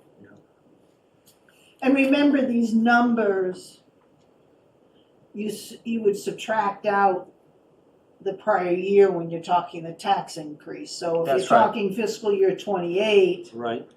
the actual increase for that year is the million, which is gonna be just under 3% increase. Right, and like Andy was saying, anything that's falling off as well, Right, that falls off is not included in here yet. right. So I guess we need that falling off thing too. Sarah, I had a high level comment. Go ahead, Like Dean. my buddy Mike Pratt used to say. The concern, like based on past experience, we had a lot of work last year, and I felt like it was too much for our staff to adequately supervise, and too much going on in the town at once. You know, we had identified the biggest water waste in our water conservation study as the sewer plant was using processed water to treat their water. And we designated money to do that, and they still haven't gotten around to doing it. It was supposed to go before the water mains. It was a bigger priority, but they had, last year they did Pleasant Street, Old Essex Road, and Mill Street. And it just seemed like a lot, and we're hiring third-party vendors to help us with this stuff and paying their overhead and profit again. And it doesn't seem efficient for a town our size to be doing this much work in one season. So that's a general top-down from this bond proposal that I feel. Okay, thank you. I mean, I think, it's my understanding that part of the reason of having some of this stuff together is to enable us to go out to bid for a larger project to presumably save money, but that doesn't necessarily mean everything would be completed next winter. And therefore, it's possible that some of the bonding would be delayed further than Is this. that where you're going? Yeah, Yeah, I think that's true. I mean, this is, Yeah. this Like is. worst case, like, Yeah. like if everything were to happen all at once. Right. Yeah. This is she's assuming when the projects will be completed and when they'll be ready Yeah. to issue the bonds. But we know things sometimes get delayed. In some sense, you're looking at Yeah. the worst case, I mean, in Right, some sense. but- exactly. So, you understand, but still, Or the it's- impact or of that like increase. I'm sorry, also, you know, like with the rotunda, we're concerned about how much longer it'll It's gonna stay there. it'll stick around, you know, or the culvert, you know, we're concerned that could, you know, be Yeah. shut down by DOT or something worse, you know, so, I mean, to that comment, generally speaking, you know, these recommendations are coming from the staff. Right. They don't gain anything by making their lives harder. They're doing it because We need to do it. it needs to get, and we just have to adjust, you know, as far as how to get things done. It's always in the mindset of what's best for the town. You know, trying to think about whether costs are escalating over time or the current condition of the project, you know, the asset, or combining them together because we can have some cost savings. A lot of different factors go into why we make these recommendations. Chuck said he could speak to it if we want.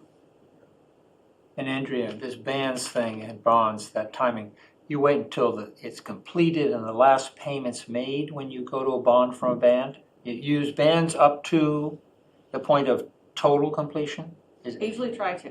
Yeah, okay. It depends on like when the band cycle is. Because normally if like the band cycle, say for instance, like the water, the 4.1 that we just banned, we did that last June. That's gonna end and be due in June of this year. And then I'm gonna roll it again to June of 2027. But if I know we're gonna spend the last 30% of it in the next fall, I'm not gonna Right. ban it again. I'm gonna probably bond it if it makes sense too. I was just thinking about the power of Sarah's comment about timing. It's a very important influence on this whole Right. tax rate deal. What's the difference in the interest rate we pay on a band versus a long-term bond? It all depends. Usually it's a little bit lower. Oh, a band is low. A little bit lower than the Sometimes. bond? That's been my experience lately, but it could change. And I've been told that the larger amount that you go to borrow for, for long-term debt, the better interest rate you'll get. We've all done smaller borrowings so far, so it's been average. So I've talked to some peers and they've gone out for a large debt and they've gotten 3%, so not bad. Yes. But By that 3%, there's also a constant in a bond. There is a constant, So but you also have to add inflation in, expectations. just like a mortgage. Yeah. You have your interest rate, and then you have to make The margin. the principal payment. Right. So the constant on a 4% bond may be 6.2. That's So- pretty accurate, I think. Well, Yeah. I used to be a lender. So he's not pulling the numbers out of thin air. The way he phrased it, it seemed a little more the Might other be, way. yeah, let's say.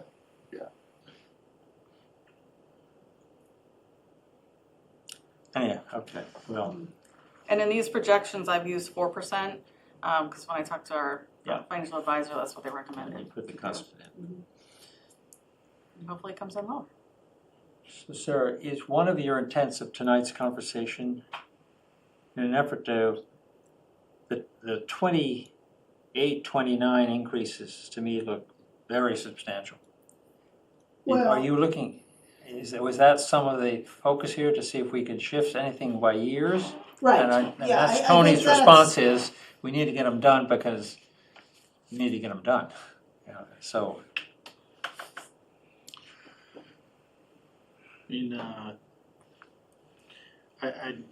Rotunda and PFAS mm-hmm, and, essential.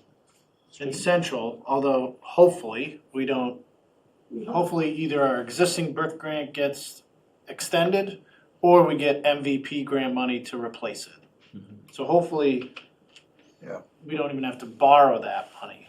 But the reason why we're going for it now is because of what we talked about in a previous meeting and the schedule of having to have the funds and the permits in order to bid, in order to meet a certain winter season for construction.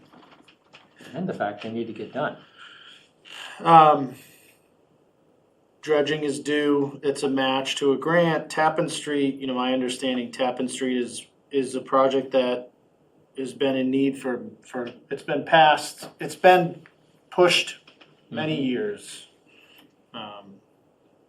Could it be pushed again? Maybe, but, how long do you run that risk? Because if you have some major utility issue, I've seen Then it's emergency. I've seen $1 million project that only fixed 10 feet of pipe. Yeah. That's what you're trying to avoid. Also, effectively, how long are you actually going to delay it? Are we talking, 2 years? I mean, because if you're talking 5 or 10 years, then you're really And this doesn't include any of the other projects. risky. This is just these projects. Just Then FY it's all '27. What's that? Then we have the other stuff. Yeah, Yes. other stuff. This is above this is tax bill impact above and Yes, beyond. this is tax bill impact. Yeah, the other projects live within the, Right, within everything. No, I'm talking about the other Yes. capital projects we have to bond Like Oh. FY '28. on our capital plan. 25-year plan. oh, yeah. Well, and so it kind of goes back to the earlier comment about, like the weight that we've been bearing, and how this kind of compares with that. Yeah. Because I think, as we've talked about it in the past, the goal was to try to keep it flat if possible. It's not. It won't be, but No. I mean, the school happened It's not sooner gonna than happen. expected. Right. There could be some comments from the taxpayers about this, just possible. Sure. Should I ask the question what the tax rate is? When you put it all in there, I mean, 2.5, the bonds, and all the What pieces. year are you talking about? 28. This is just what's on this page. This isn't, I mean, This is a debt exclusion. So, So this is assuming that our tax rate increases 2.5% a year under Prop 2.5. Yep. And this is a debt exclusion in addition to the normal tax rate. exactly. Right. And what I'm gonna do is I'll add a line on that so you can see what that extra Yeah, I percentage guess that's is. the line, Yes. because I'm That's the line having, I'm missing. that's the But- line's Yeah. missing. Yeah, but I think that these numbers are big, but it's not that big an increase in a given year, and I think that's the difference. Well, I guess I'm waiting to see that. 28 and 29, So 28 is $1 million more than 27. And 29 is 900,000 more than 28. But as far as tax bill impact, you may have, isn't old school debt coming off Yeah, in 29 or? and that's why I thought. 32. 32. Oh, That's okay. 32. yeah, there's a few years where it's I going. mean, So it's, there's a couple other things that are coming down, but. yeah, 32 was kind of our year that it dropped dramatically. Oh, all right. But it's, I just so happen to have this little booklet with me that didn't get left in my office, it's now closed off. Was that last year's? Yeah, it looks like it. and it's going down. So, by about $1 million a year, right? So it's a little over 6 million fiscal year 25-26. It goes down to 5.5 million in 27, and it goes under 5, and by that's the Current. over, total debt. okay, The Oh, the existing total debt, debt, okay. outstanding debt, Yeah. before this new stuff. yeah. And by fiscal year 33, it was gonna be under $1 million of Right. existing debt. And fiscal year 32 was 1.5 million. So it's going down significantly each year. Mm-hmm. Sir, I had a question on the 2.5% Yes, annual. Does that include added assessments from like especially CST or, our assessment went way up between the previous year and last year, Right. our property. yeah, And does this build that into it, or is it conservative by just saying 2.5% of current salary? Or no, current, the way the calculation is done is you can increase your total tax levy by 2.5% of the prior year plus growth. So that if your assessments increase, you're calculating those dollars on a larger number. That's why our tax rate keeps going down. But the percentage is staying at the 2.5% increase because your assessment's going up. right, I understand it, is that how, and so that's how this- we built that in? This does not include, this assumes a level assessment, which is valid, and it doesn't include CST because we don't know Right. when that will come on the book. So if CSD comes on and is additional 500,000 in revenue, then that changes the picture significantly. Mhm. Right. But we just, and the building fees would be about 500,000, and those aren't included in any estimated revenues because we don't know when they're gonna come in. So this sheet might be a little bit conservative. Yes. I think I would call this pretty much the worst case scenario. Seems Right. that way to me too. Okay. By timing Okay. and by what you've just said. Yeah, Yes, exactly.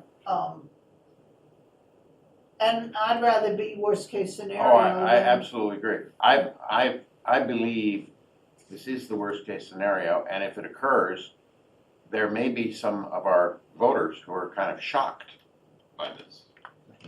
We did, And it may take some time. In this- Absolutely. in last year's booklet though, we did include that, if anybody read it, we did include that 25-year capital Good, assumption. I'm glad we did. Because I came across it and I said, oh my goodness, we included that last year, but we haven't talked about it this year. I don't know where it is. I was about to say, It's usually can you towards the point us front. to it? But, It should be at towards the front.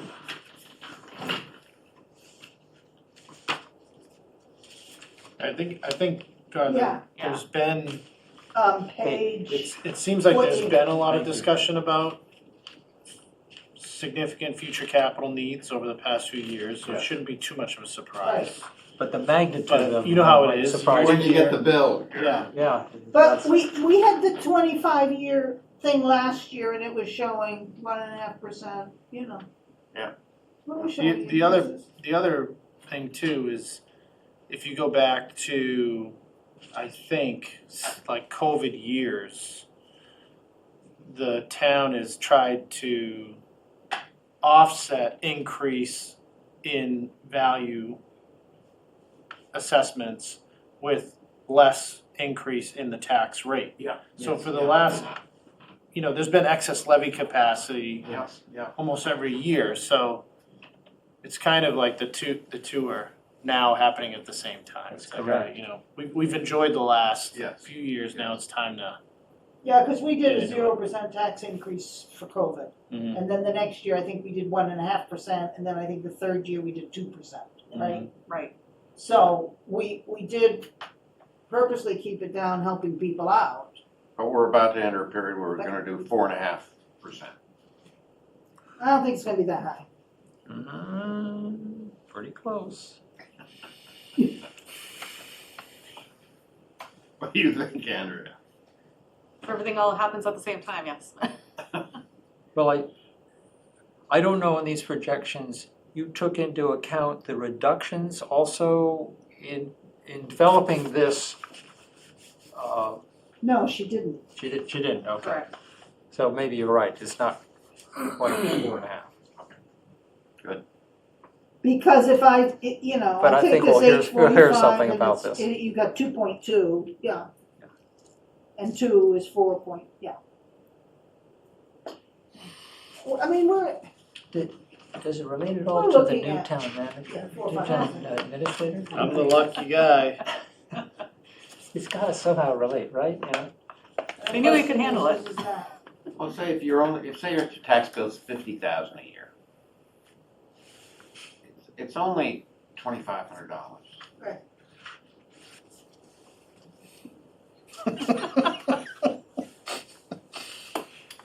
That, and not to go back to previous discussions, that's why I was, weeks ago, kind of like really talking about the rotunda option of CPC, because it was one thing we could maybe move Yeah. aside, but that's why I was doing that, but I understand, Now, just so you know, we could just, decrease the impact on taxpayers by eliminating the 1.5% CPC surcharge. Yes.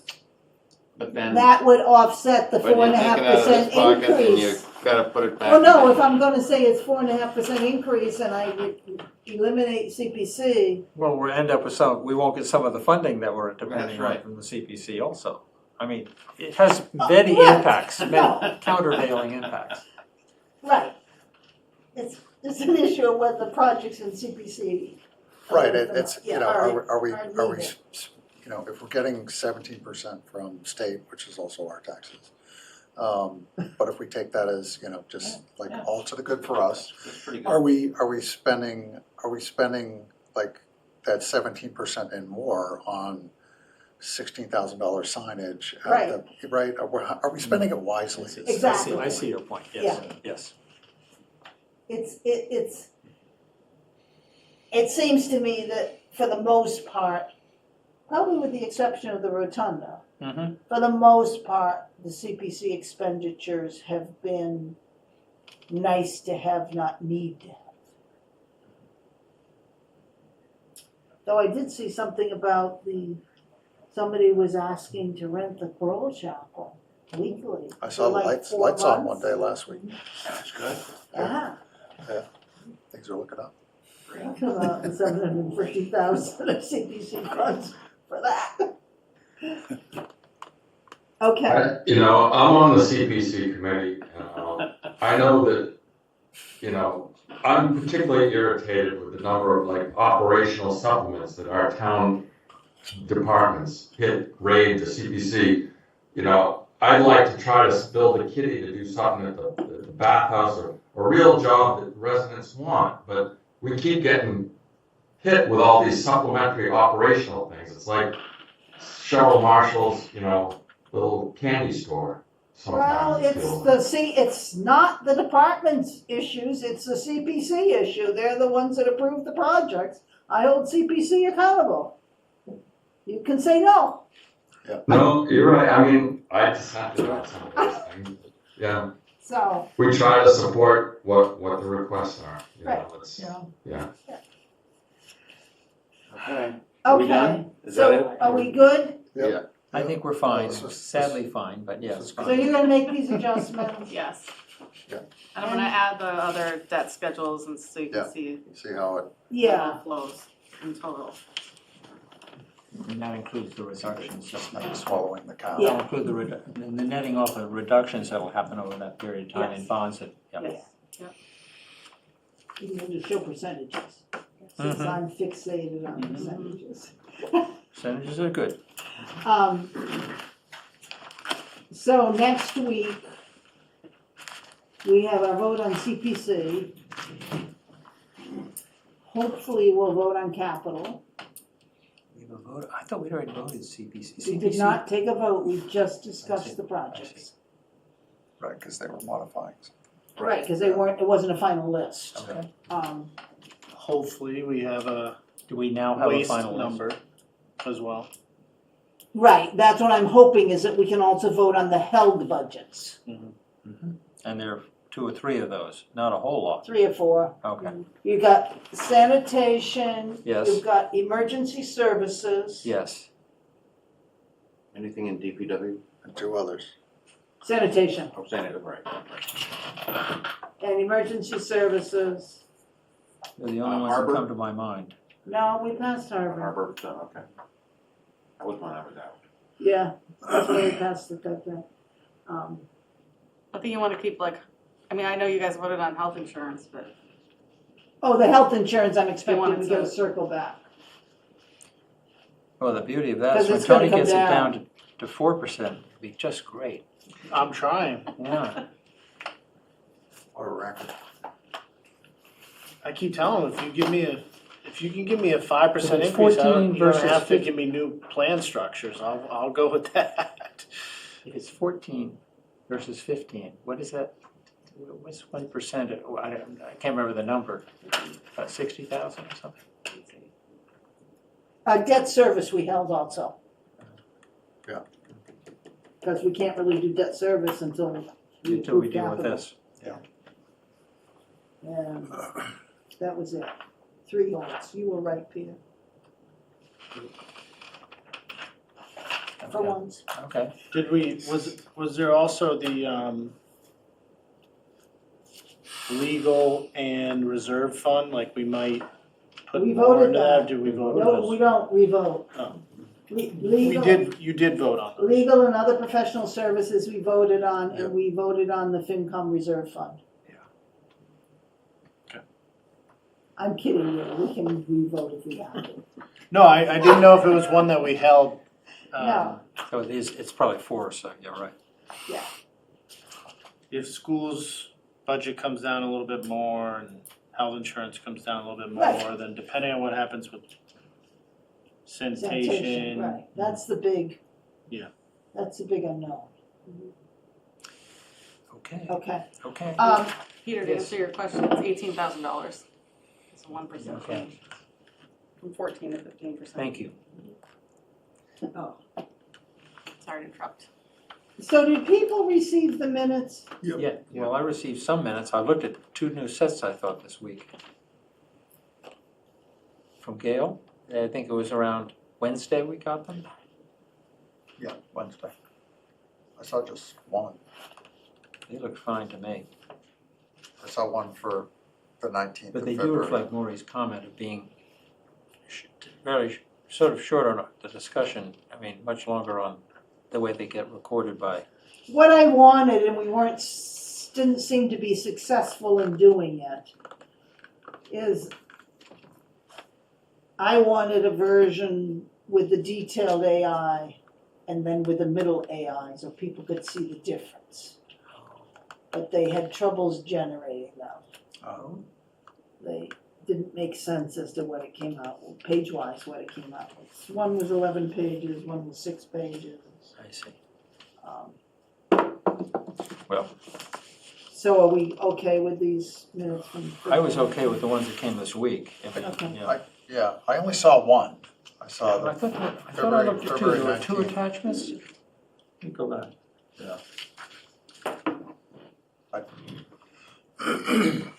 I'd make a motion to approve the February 19th Minutes, meeting minutes. do I have a second? Second. All in favor? Aye, Aye. Dean votes aye, okay. We got the minutes approved. Any liaison updates or anything? Nothing more than I mentioned. Okay.